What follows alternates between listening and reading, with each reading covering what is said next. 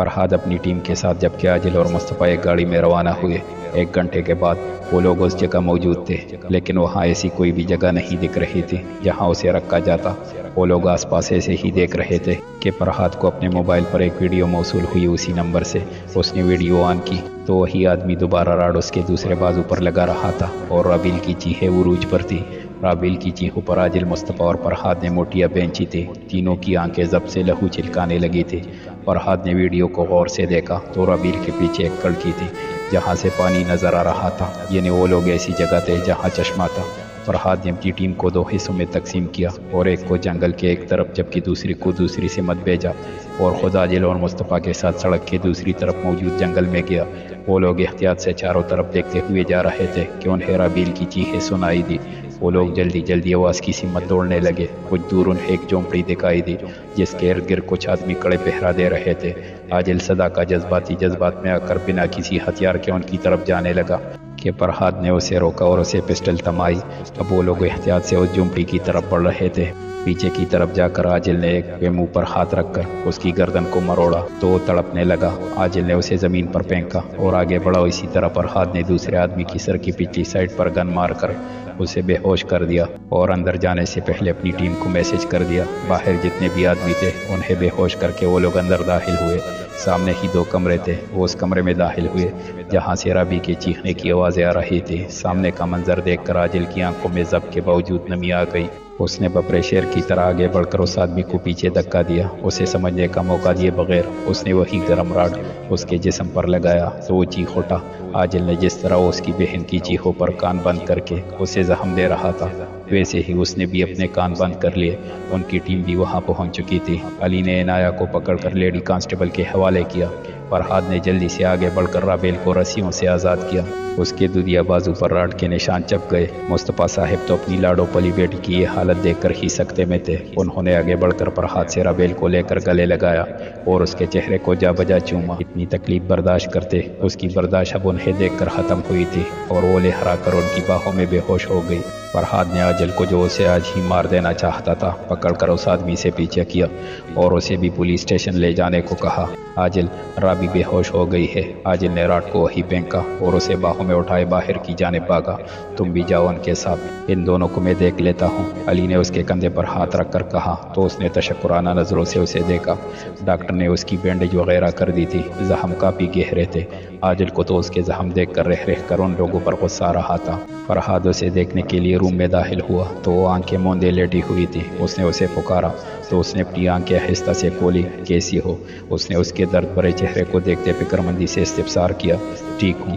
اس کا اپنے لیے فکر مند ہونا اسے اچھا لگ رہا تھا جبکہ اس کے زخموں پر درد اس کے دل میں ہو رہا تھا۔ تم فکر مت کرو، جنہوں نے تمہارے ساتھ یہ سلوک کیا ہے انہیں ان کے کیے کی سزا ضرور ملے گی۔ اس نے سر ہلایا۔ ہاسپٹل سے واپسی پر اس نے اس آدمی کو خوب مارا اور اسی طرح مارا جس طرح اس نے رابیل کو اذیت دی تھی۔ عنایہ پر تو وہ ہاتھ نہیں اٹھا سکتا تھا، لیکن لیڈی کانسٹیبل کو اس نے اس کی اچھی خاطر مدارت کرنے کو کہا تھا۔ کو گرائی تو نور اس کے پٹیوں میں جکڑے بازو کو دیکھتی نم آنکھوں سے اسے دیکھنے لگی۔ کیسے ہوا یہ؟ انہوں نے اس کے بازو کو دیکھتے نم لہجے میں پوچھا۔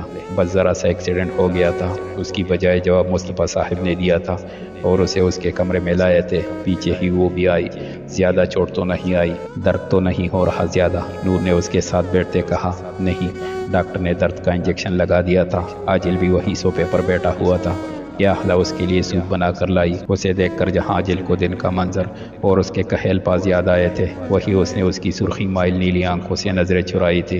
اسے جتنا عاجل برا لگتا تھا اتنی ہی اس کی اوشن بلو آنکھیں اور اس میں رہنے والی سرخی اپنی طرف متوجہ کرتی تھی۔ وہ اسے خود سوپ پلانے لگی تھی کہ نور نے اسے سوپ لے کر رابی کو خود پلانے لگی تو اہلا اس کی دوسری سائڈ آ کر بیٹھ گئی۔ وہ بخوبی اس کی نظریں خود پر محسوس کر رہی تھی۔ اسی کوپ سے بچنے کے لیے وہ اسے اپنا خیال رکھنے کی ہدایت دیتی باہر چلی گئی۔ وہ اسے لے کر گھر میں داخل ہوا تو سب کی نظریں اس کی طرف اٹھتی۔ اس کے ساتھ اس کے سہارے کڑی لڑکی پر جا ٹہری۔ سب کی نظریں خود پر پا کر بطول سر جھکا گئی۔ یہ کون ہے؟ سب سے پہلا سوال رفعت بیگم کی طرف سے آیا تھا جو خدشے ان کا دماغ کڑے کر رہا تھا۔ وہ ان کو جٹلانا چاہتی تھی۔ ان کے سوال پر وہ اسے لے کر لاؤنج میں آیا اور اسے صوفے پر بٹھا کر وہ ان کے جواب دینے کے لیے مڑا۔ مام یہ بطول ہے۔ پھر اس نے انہیں بتایا جو اسے بطول نے بتایا تھا۔ سچائی جان کر ان کے دل کے سارے خدشے دور ہو گئے تھے۔ اب انہیں اس کے لیے برا لگ رہا تھا۔ سب سے حیران کن منظر تو یہ تھا کہ شمع بیگم کوئی بھی سوال کرنے کی بجائے اس کے پاس بیٹھتی، اس کا ماتھا چوم گئی تھی۔ انہیں اس میں اپنی مروہ دکھ رہی تھی۔ رفعت بیگم نے شکیلہ خالہ سے گرم پانی اور روئی منگوائی۔ وہ اس کے زخم صاف کرنے لگی کہ شمع نے ان سے لے کر خود کیا اور اسے لے کر اپنے کمرے میں چلی گئی، جہاں سب کو اس لڑکی کی کہانی سن کر دکھ ہوا تھا۔ وہی آج اتنے دنوں بعد شمع بیگم کے نارمل انداز پر انہیں خوشی ہوئی تھی۔ رفعت بیگم نے اس کے لیے ناشتہ ٹرے میں رکھا اور ساتھ میڈیسن رکھ کر شمع بیگم کے کمرے میں گئی تو بطول ان کے گلے لگے رو رہی تھی۔ شمع بیگم نے اسے چپ کروا کر ناشتہ کروایا اور نیند کی گولی کھلا کر سلا دیا۔ بہت دکھ ہوا اس کی کہانی سن کر۔ رفعت بیگم نے بات شروع کی۔ ہاں مجھے اس میں مروہ دکھ رہی ہے، میری مروہ۔ انہوں نے روتے کہا بس کرو شمع، اس طرح اس کو تکلیف ہوگی، تم اس کے لیے دعا کیا کرو کہ اللہ اس کے لیے آسانیاں پیدا کرے، اس کے درجات بلند فرمائے، آمین۔ بہت اچھا کیا تم نے جو اسے گھر لے آئے۔ ساجد صاحب نے اس کے فیصلے کو سراہا تو سر ہلاتا تیار ہونے کمرے میں چلا گیا۔ اس واقعہ کو گزرے کافی دن ہو گئے تھے۔ ابرابیل کے زخم بھی کافی حد تک مندمل ہو چکے تھے۔ تانا ہاشم آیا اور اس کا ساتھی بھی اپنے کیے کی سزا جیل میں بھگت رہے تھے۔ وہ یونیورسٹی نہیں جا رہی تھی، چاہ کر بھی اس کا دل فرحاد کی طرف سے بدگمان نہیں ہو پایا تھا۔ اس کا دماغ اسے اس سے بدگمانی پر اتارتا تو اس کا دل اس کے حق میں جواب دیتا۔ وہ الجھ کر رہ گئی تھی کہ سوچ میں ہے میرا بیٹا۔ مصطفیٰ صاحب نے اسے کوئے کوئے دیکھ کر پوچھا۔ وہ اس کا حال پوچھنے آئے تھے۔ کچھ نہیں بابا، بس ایسے ہی، اس نے مسکرا کر جواب دیا۔ صحیح، اب بازو کیسا ہے؟ انہوں نے فکر سے اس کے بازو کو دیکھتے استفسار کیا۔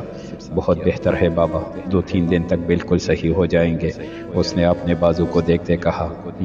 میں آپ کے بابا ہونے سے پہلے آپ کا دوست ہوں نا؟ انہوں نے تصدیق چاہی۔ جی بابا۔ اس نے ان کے یوں اس طرح پوچھنے پر الجھن سے ہاں میں سر ہلایا۔ تو بیٹا میں بھی جو بھی پوچھوں گا آپ مجھے اس کا صحیح جواب دیں گی۔ میں اس وقت آپ کا بابا نہیں بلکہ دوست ہوں۔ جی بابا پوچھیے جو پوچھنا ہے آپ کو۔ رابی، کیا تم انسپکٹر فرحاد سے محبت کرتی ہو؟ اس نے اس نام پر الجھ کر انہیں دیکھا۔ کیا ہوا؟ اس کی یوں الجھ کر دیکھنے پر انہوں نے پوچھا۔ بابا، ہماری یونیورسٹی میں ایک لڑکا ہے فرحاد، میں اس سے محبت کرتی ہوں، لیکن وہ کوئی انسپکٹر نہیں بلکہ اوروں کی اور انہیں دیکھا وہ گنڈا ہے، اس نے سر جھکا کر بتایا۔ انہیں تو فرحاد نے سچ بتایا تھا، اس لیے انہوں نے مسکرا کر اسے دیکھا جو اس بات سے لا علم تھی۔ اچھا تو وہ گنڈا ہے، انہوں نے سنجیدگی سے کہا، جبکہ اندر سے وہ اپنی بیٹی کی لا علمی پر مسکرا رہے تھے۔ جی، اس نے اب کے بار بھی سر جھکا کر اقرار کیا۔ اس کی کوئی تصویر؟ انہوں نے اس کے جھکے سر کو دیکھ کر پوچھا۔ ان کی بیٹی بولڈ تھی لیکن اس وقت وہ سر جھکائے بتا رہی تھی۔ اس نے اپنے موبائل میں چپکے سے اس کی لی گئی تصویروں میں سے ایک تصویر انہیں دکھائی۔ پکا نا یہ غنڈا ہے؟ انہوں نے سنجیدگی سے پوچھا۔ جی بابا۔ اچھا چلو میرا اور فرحاد بھی دیکھ لو، ہو سکتا ہے وہ زیادہ پیارا ہو، انہوں نے شرارت سے کہا۔ بابا پیار میں کوئی آپشن نہیں ہوتا، جو بھی ہے، لیکن ایک دفعہ دیکھ لو۔ انہوں نے اس کے سامنے زبردستی موبائل کیا تو سامنے فرحاد کو پولیس کی یونیفارم میں دیکھ کر اسے اپنی آنکھوں پر یقین ہی نہیں ہوا۔ وہ کبھی اس تصویر کو دیکھتی تو کبھی اپنے موبائل میں موجود تصویر کو۔ بابا یہ، اس نے تصویر پر انگلی رکھ کر ان کی طرف دیکھا، زیادہ پیارا ہے نا تمہارے والے سے؟ انہوں نے پھر شرارت سے کہا۔ بابا یہ یونیورسٹی والا فرحاد ہے، یہ اس یونیفارم میں کیا کر رہا ہے؟ اس نے اس کی تصویر کو دیکھتے پوچھا۔ پھر انہوں نے اسے سب بتا دیا جو اس دن فرحاد نے انہیں بتایا تھا، مطلب کہ اس دن اس نے مجھے کڈنیپ نہیں کیا تھا بلکہ بجایا تھا۔ اس نے پنسی آواز میں کہا۔ جی بیٹا، اب خدایا بابا میں اس سے اتنے دن ناراض رہی، وہ بھی اس چیز کے لیے جو اس نے کی ہی نہیں، اس نے کچھ افسوس سے کہا، لیکن اسے خوشی بھی ہوئی تھی کہ وہ صرف ایک غلط فہمی تھی۔ آپ سوری کر لینا، اور میں سوچ رہا ہوں کہ اسے اپنی بیٹی کے لیے مانگ لوں، کیا کہتی ہو تم؟ آئی لو یو بابا، اس نے خوشی سے چہکتے کہا تو اس کا سر چوم کر کمرے سے چلے گئے تھے۔ اس کا دل کر رہا تھا کہ وہ ناچے گائے، لیکن وہ یہ بازو، اس نے انہیں دیکھا اور منہ بنایا، یعنی وہ اپنی خوشی سیلیبریٹ نہیں کر سکتی تھی۔ وہ کلب میں بیٹا اپنی نیلی آنکھیں ڈانس فلور پر جمائے نہ جانے کیا سوچ رہا تھا۔ ڈانس فلور پر ڈانس کرتی لڑکیاں بار بار مڑ کر اس حسین شخص کو دیکھ رہی تھی جو ان سب سے بے نیاز اپنی سوچوں کے تانے بن رہا تھا۔ سارم نے اس کے کندھے پر ہاتھ رکھا اور اس نے اپنی آنکھیں اس کی طرف اٹھائی۔ اس کی نیلی آنکھوں کی سرخی دیکھ کر سارم نے فکر سے اس کا چہرہ دیکھا۔ اسے یہ سرخی کسی غصے کی نہیں بلکہ اس کے اندر ہوتی جنگ کی علامت لگ رہی تھی۔ وہ اس کا دوست تھا، بچپن کا ساتھی تھا، اسے اس سے بھی زیادہ جانتا تھا۔ کیا ہوا اجل؟ کچھ نہیں کہہ کر اس نے شراب اپنے خلق میں اونڈے لی۔ اب مجھ سے بھی چھپاؤ گے؟ اس نے اسے سب بتا دیا۔ تو کیا اب بھی صرف اپنے لیے انہیں پانا چاہتا ہے یا پھر اپنے کیے پر شرمندہ ہے؟ وہ اسے اچھے سے جانتا تھا، اس لیے اس نے یہ نہیں کہا کہ تو نے اس کے ساتھ غلط کیا ہے۔ پتہ نہیں، لیکن میں اسے اپنی زندگی میں شامل کرنا چاہتا ہوں۔ مجھے نہیں پتہ کب کیسے، لیکن مجھے اس سے محبت ہو گئی۔ اسے کسی کے ساتھ دیکھنا مجھے گوارا نہیں۔ وہ ہنس کر کسی سے بات کرے تو مجھے ناگوار گزرتا ہے، لیکن وہ کہتی ہے کہ وہ موت کو ترجیح دے گی مجھ پر۔ اسے موت قبول ہے لیکن میں نہیں۔ اس نے ضبط سے اپنی نیلی آنکھیں شراب کے بڑے گلاس پر ٹکا کر کہا، تو ان سے معافی مانگ لے۔ وہ عورت ہے، بڑا ضرب رکھتی ہے، تجھے معاف کر دیں گی۔ پھر تو کچھ وقت دے انہیں اور اللہ سے انہیں اپنے لیے مانگ لے، وہ تجھے نامراد نہیں لٹائیں گے۔ اس کی ضبط سے سرخ آنکھوں پر اس نے اسے مشورہ دیا، اللہ سے کیسے مانگو؟ دعا سے، سجدے میں گر کر اللہ سے انہیں اپنے لیے مانگ لے، وہ خود بخود ان کے دل میں تیرے لیے گنجائش پیدا کر دیں گے۔ لیکن میں تو کافی عرصے سے اس کے در پر نہیں گیا، کیا وہ میری دعا قبول کرے گا؟ کہیں وہ بھی تو مجھے اس کی طرح دھتکار تو نہیں دے گا؟ وہ غفور ہے، اپنے بندوں کو معاف کرنے والا ہے۔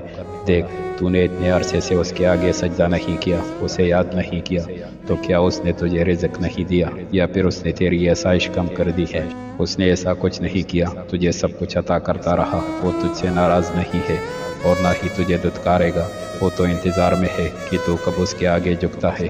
اس نے اس کے کندھے پر ہاتھ رکھ کر کہا، چل اب چل یہاں سے، یہ حرام شے وہ ذات پسند نہیں کرتی۔ اسے کھینچ کر وہ اسے اس بے حیائی سے باہر لے گیا۔ گھر آ کر اس نے شاور لیا اور فریش ہو کر بیڈ پر بیٹھ گیا کہ اسے سارم کی کئی باتیں یاد آئی۔ اس نے کافی عرصے سے نماز ادا نہیں کی تھی، اس لیے اس نے اپنی غلطیوں کو نکالنے کے لیے یوٹیوب سے نماز کا طریقہ دیکھا اور وضو کرنے چلا گیا۔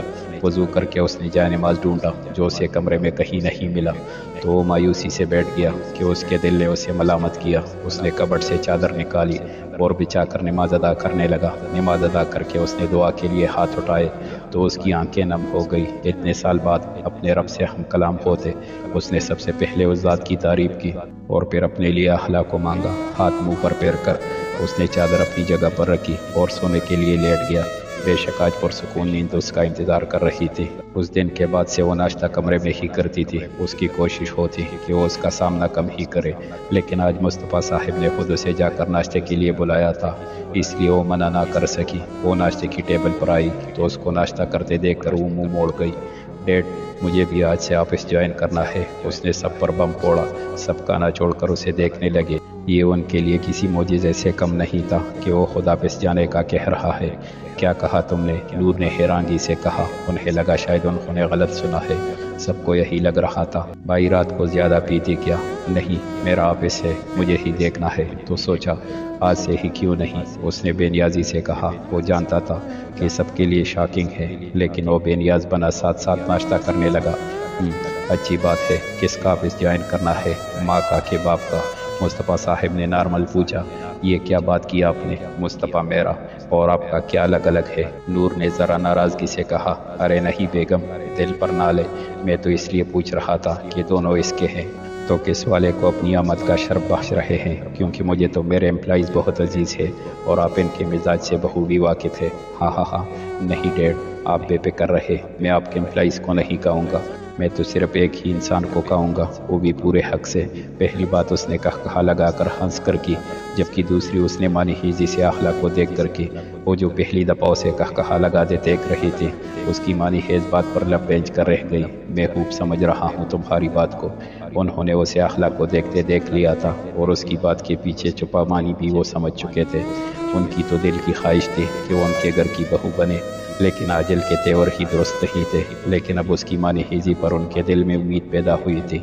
چلے ڈیڈ، آج مام کے آفس کو شرف بخشتے ہیں، کل آپ کے۔ اس نے ناشتہ سے ہاتھ اٹھاتے کہا۔ تم کیا ایسے جاؤ گے آفس؟ انہوں نے اسے بلیک پینٹ شرٹ اور ہم رنگ جیکٹ میں ملبوس جانے کے لیے کڑے ہوتے دیکھ کر کچھ اچنبے سے سوال کیا۔ جی ڈیڈ، کہتے وہ باہر جانے کے لیے موڑا، لیکن تم چینج کر لیتے۔ مصطفیٰ صاحب نے اسے ٹوکا۔ ڈیڈ، وہ میرا آفس ہے اور میں ایسا ہی ہوں، کہتے وہ ہاتھ میں گیز گھماتا۔ باہر چلا گیا، جبکہ مصطفیٰ صاحب بھی اس کی ہٹ درمی پر اسے کوستے ورکرز کے لیے دعا گو تھے۔ صوفیہ پریگنینسی کی وجہ سے دن بدن موڈی اور چرچری ہوتی جا رہی تھی۔ سب اس کا بہت خیال رکھ رہے تھے، لیکن وہ اپنا خود کوئی خیال نہیں رکھ رہی تھی۔ کھانے پر اس کی یہی ضد ہوتی کہ یہ نہیں کھانا، وہ نہیں کھانا۔ ابھی صبح کی بات تھی کہ اس نے ضد کی کہ اسے آئس کریم کھانی ہے۔ صبح کے 6 بج رہے تھے، بھلا اس وقت وہ آئس کریم کہاں سے لاتا؟ لیکن پھر اس کی ناراضگی کی خاطر وہ لینے چلا گیا، اور اب پتہ نہیں کہاں سے 9 بجے آئس کریم لایا تھا۔ کیا نادیدوں کی طرح دیکھ رہے ہیں؟ یہ میری آئس کریم ہے، میں نہیں دوں گی، اگر کھانی ہے تو خود جا کر اپنے لیے لے آئے۔ اس کی بات پر وہ بھی میدان میں آیا۔ کیا کہا کہ میں جا کر اپنے لیے خود لے کر آؤں؟ تو محترمہ، یہ بھی میں ہی لے کر آیا ہوں، اور مجھے پتہ ہے میں کہاں کہاں کی خاک جان کر یہ لایا ہوں، اور بجائے میرا شکریہ کرنے کے تم مجھے باتیں سنا رہی ہو۔ تو کوئی احسان کیا ہے اپنے مجھ پر؟ یہ آپ کا بیبی ہی مجھ سے کہہ رہا تھا کہ آئس کریم کھانی ہے۔ اس نے سارا لبا بیبی پر گرا دیا۔ اگر وہ اس وقت اس دنیا میں موجود ہوتا تو ضرور اپنی ماں کی اس چالاکی پر اسے ایوارڈ دیتا۔ جی میں تو جیسے جانتا نہیں ہوں، آپ کا تو کوئی دل نہیں کرتا کھانے کو؟ یہ ساری فرمائشیں، کبھی امرود، کبھی کیری، تو کبھی کچھ، یہ بھی میرا بیبی ہی کرتا ہے نا۔ وہ باتوں میں اس سے آئس کریم لے چکا تھا اور اب مزے سے کھا رہا تھا، جبکہ وہ اسے اپنی آئس کریم کھاتے دیکھ نہیں بلکہ گور رہی تھی۔ اس نے جپٹ کر آئس کریم واپس لی اور اس کی پہنچ سے دور ہوئی۔ یہ میری ہے، یہ میری تیری کیا ہوتا ہے، یہ ہماری ہے۔ اس نے اس سے آئس کریم لی۔ نہیں، یہ میری ہے، میری ہے۔ وہ اس سے پیچھے ہوئی۔ طلحہ بھی اس سے آئس کریم لینے کے لیے اس پہ جپٹا۔ اب سچویشن یہ تھی کہ دونوں آئس کریم کھیلتے خود آئس کریم بن چکے تھے۔ صوفیہ نے رونی صورت سے طلحہ کو دیکھا، لیکن اس کے بالوں میں لگے آئس کریم کو دیکھ کر وہ ہنسنے لگی۔ اسے ہنستا دیکھ کر اس نے اسے اپنے گھیرے میں لیا اور ایک ہاتھ اپنے بالوں میں ڈال کر اس کی طرف بڑھایا۔ نو طلحہ پلیز۔ اس نے اس کا بڑھتا ہاتھ اپنی طرف دیکھ کر نامے سر ہلانے کے ساتھ اس کی پناہوں سے نکلنا چاہا، لیکن طلحہ نے اسے کس کے پکڑا اور اس کے نانا کرنے کے باوجود آئس کریم سے بھرا ہاتھ اس کے گال پر لگایا، اور اسی طرح دوسرے گال پر۔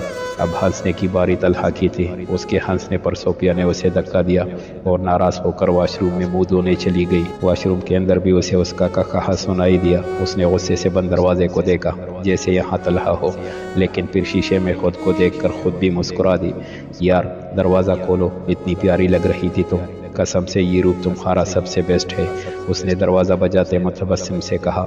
جائے یہاں سے طلحہ، ورنہ میں خون پی جاؤں گی سارا آپ کا۔ ٹھیک ہے پی جانا، لیکن ابھی تو باہر آؤ، مجھے میری چیزیں دو، مجھے آفس جانا ہے، پہلے ہی تمہارے چکر میں لیٹ ہو گیا ہوں۔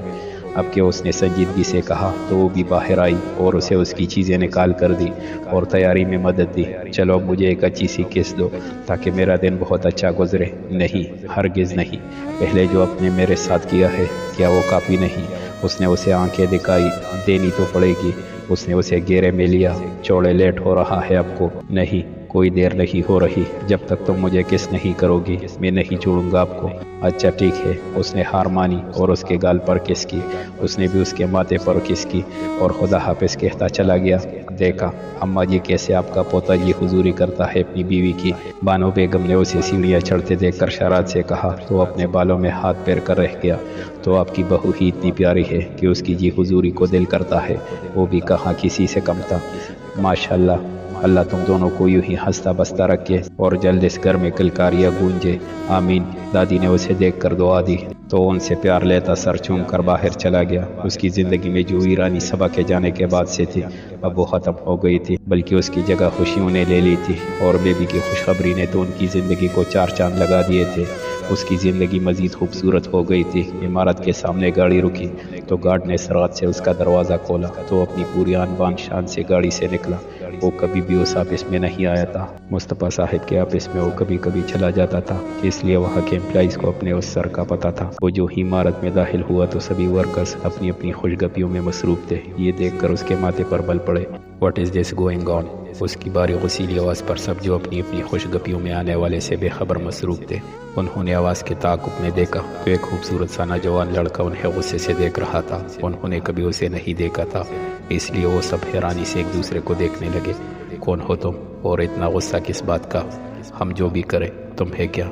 اس سے ایک ورکر نے اس کے اتنے روپ پر کچھ ناگواری سے کہا، یو آر فائرڈ۔ اور میں کون ہوں یہ مجھے بتانے کی ضرورت نہیں ہے۔ وہ بے نیازی سے اسے فائرڈ کرتا سب کی طرف ایک غصیلی نظر ڈال کر کیبن میں چلا گیا۔ केबिन के बारे में वो पहले ही नूर से पूछ चुका था। वो सब लोग होंकों की तरह उस लड़के को हक से आपस में जाते देख रहे थे, और जिस लड़के को उसने फायर किया था वो तो बाकायदा अपनी आंखों को बड़ा करके उसकी पुश्त को जाता देख रहा था, जो उसे यहाँ से दफा होने का कहकर बड़े मज़े से उनकी नूर मैडम के ऑफिस में जा रहा था। यार मैम, नूर ने कही ये ऑफिस सेल तो नहीं कर दिया? एक लड़की ने बआवाज़ कहा। मुझे भी यही लग रहा है, क्योंकि जिस रूप से वो गया है मुझे तो उस ऑफिस का नया बॉस लग रहा है। जवाब एक लड़के ने दिया। अगर ऐसा है तो मैम को हमें बताना चाहिए था। और सरमद यार, क्या ज़रूरत थी तुम्हें बोलने की? पहले वाली लड़की ने उस लड़के को कहा, और साथ ही सरमद को भी झड़का, जो अपनी ज़ुबान की वजह से अपनी नौकरी से हाथ धो बैठा था। Guys B attention. इतने में सारा, जो नूर की असिस्टेंट थी, ने आकर सबको मुतवज्जे किया। सारा मैम, क्या आपको? अभी वो लड़की कुछ कहती कि सारा ने उसकी बात काटी। मिस हादिया, पहले आप मेरी बात सुन ले, उसके बाद आपकी भी सुन ली जाएगी, क्योंकि मेरी बात यहाँ ज़्यादा अहमियत रखती है, ना कि आपकी। सारा ने ज़रा नागवारी से कहा और अपनी अहमियत भी जतलाई। उसके इस तरह जतलाने पर सब ने नाक बू चढ़ाई। वो थी ही ऐसी, सबको अपने से कमतर समझने वाली। आज से इस ऑफिस को मैम नूर के बेटे आजिल गिलानी चलाएंगे, और वो किसी भी वक्त यहाँ पहुँचते होंगे। इसलिए सब अपने अपने काम में लग जाओ, जिसको अपनी नौकरी बहुत प्यारी है, क्योंकि मैम ने बताया है कि वो बहुत गुस्से वाले हैं। इसलिए हमें अपना बचाव खुद करना है। कमान हरी अप। यानी वो लड़का हमारा बॉस और नूर मैम का बेटा था। हादिया ने तेज़ आवाज़ में कहा। हालत तो सबकी ही टाइट हो गई थी। क्या मतलब? सारा ने नासमझी से पूछा। सरमद ने उसे बताया। लेकिन ऐसे कैसे हो सकता है? उन्हें निकले तो अभी 5 मिनट हुए हैं। अब उसे क्या पता था कि वो हवा से बातें करने का शौकीन है। प्लीज़ मैम, सारा आप उनसे बात करें कि मुझे नौकरी से मत निकालें। सरमद ने रिक्वेस्ट की। देखो, इसमें मैं कुछ नहीं कर सकती। उसने हरी झंडी दिखाई। लेकिन मैं एक दफ़ा कोशिश करती हूँ, आगे तुम्हारी किस्मत। अगर मुझे डिस्कस कर लिया हो तो क्या आप सब काम करना पसंद करेंगे? क्योंकि मुझे फारिग लोग पसंद नहीं। वो न जाने कब से उनके पीछे खड़ा उनकी बातें सुन रहा था। अपने पीछे फिर से वही आवाज़ को सुनते सारे अपनी सांस रोक गए। और मिस्टर, उसने सरमद की तरफ इशारा किया। Sarmad sir, what ever I fired you, so Y are you hair? Gate last. और आप सब मुझे काम करते नजर आए। और मिस सारा कौन है? मी sir, come to my office. उसे कहकर वो चला गया। उसके जाने के बाद सब ने अपनी रुकी हुई सांस खारिज की। मैं ही कम इन? सारा ने नाक किया। यस, उसने अपनी बारी आवाज़ में कहा। जो प्रोजेक्ट चल रहे हैं और जिनके साथ चल रहे हैं, मुझे उन सब की डिटेल्स 5 मिनट में अपने सामने चाहिए। उसने उसे देखते रौब से सर्द आवाज़ में कहा। सारा तो उसकी वजाहत में खो गई थी। उसे लगा कि सामने उसकी ख्वाबों का शहजादा बैठा है। वो तो सिर्फ उसे देख रही थी। उसने क्या कहा क्या नहीं, उसे नहीं मालूम था। वो तो बस उसे देखे जा रही थी। मिस सारा, क्या आप भी फायर होना चाहती है? उसने जब उसे अपनी जगह से हिलते नहीं देखा तो सर्द आवाज़ में पूछा। नो सर, वो कहती जल्दी से फाइल्स लेने चली गई। काम करके अब वो थक चुका था। उसका दिल अब उसके दीदार के लिए मचल रहा था। उसने अपने दिल की सुनते उसे काल मिलाई, जो हस्बे तवक्को काट दी गई। सुबह उसके ऑफिस जाने की बात पर उसे भी बाकियों की तरह हैरानी हुई थी, लेकिन उसकी जुबानी बात पर वो गुस्से से उस हैरानी को भी झटक गई। राबी ने आज यूनिवर्सिटी जाने की जिद की थी मुस्तफ़ा साहिब से, लेकिन उन्होंने उसकी जिद के आगे हार न मानी। वो चाहते थे वो पहले तंदुरुस्त हो जाए फिर जाए। राबी का मूड उनकी बात पर ख़राब हो गया। वो तो फरहाद को देखने के लिए जाना चाहती थी। हॉस्पिटल के बाद से उसने उसे नहीं देखा था और न ही वो उससे मिलने या खैरियत दरियाफ्त करने आया था। मुस्तफ़ा साहिब तो अजल के साथ ही ऑफिस के लिए निकल गए थे। कुछ देर बाद नूर भी NGO के लिए निकल गई। अब घर में सिर्फ राबेल और वो खुद थी। राबेल का मूड इतने दिनों से घर रह कर चिड़चिड़ा हो गया, और फिर सुबह यूनिवर्सिटी न जाने की वजह से भी उसका मूड ऑफ था। तो उसने सोचा कि कुछ देर उससे गपशप लगा ले, ताकि उसका मूड भी अच्छा हो जाए और उसका अपना भी टाइम गुजर जाएगा। वो और राबेल बातें कर रही थी कि उसे आजिल की कॉल आई। नाम तो राबेल भी देख चुकी थी। वो उनके रिश्ते की सच्चाई से वाकिफ़ थी, इसलिए ये कॉल हैरानी वाली बात थी। लेकिन उसने अपनी हैरानी को अल्फाज ना दिए। आखला ने बिना देर किए कॉल कट कर दी और दोबारा उससे बातें करने लगी। कॉल कट किए अभी 1 मिनट भी नहीं हुआ था कि मुलाजमा फ़ोन लेकर कमरे में दाखिल हुई। मैम, ये सर आजिल की कॉल है, वो आपसे बात करना चाहते हैं। मुलाजमा ने मुअद्दब से आजिल का पैगाम देने के साथ मोबाइल आखला की तरफ किया तो वो सर तासुरात से फ़ोन पकड़ गई और कान से लगाया।